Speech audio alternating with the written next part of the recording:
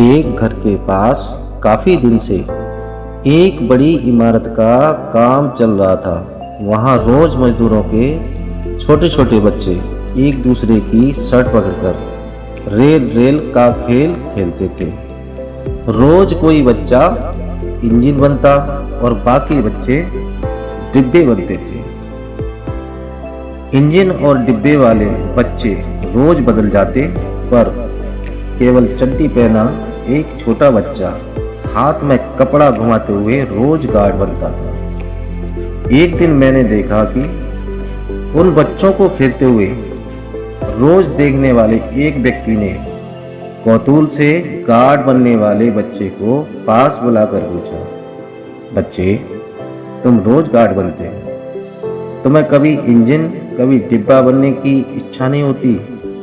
इस पर वो बच्चा बोला, बाबूजी, मेरे पास पहनने के लिए कोई शर्ट नहीं है, तो मेरे पीछे वाले बच्चे मुझे कैसे पकड़ेंगे और मेरे पीछे कौन खड़ा रहेगा?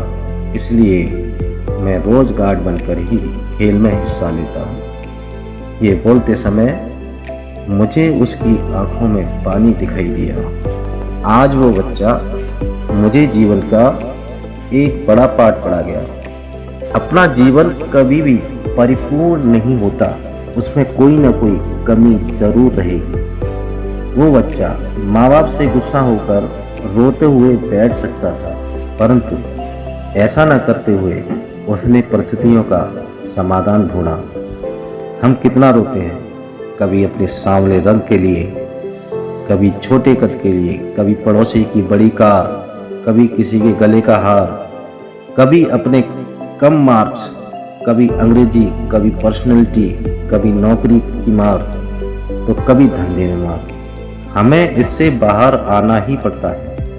ये जीवन है, इसे ऐसे ही जीना पड़ता है। चील की ऊंची उड़ान देखकर चिड़िया कभी डिप्रेशन में नहीं आती, वो अपने अस्तित्व में मस्त रहती है। मगर इंसान की ऊंची उड़ान देखकर बहुत जल्दी चिंता में आ जाते हैं।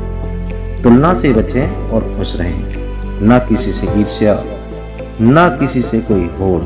मेरी अपनी मंजिल है, मेरी अपनी दौड़। परिस्थिति कभी समस्या नहीं बनती, समस्या इसलिए बनती है क्योंकि हमें उन परिस्थितियों से लड़ना नहीं आता।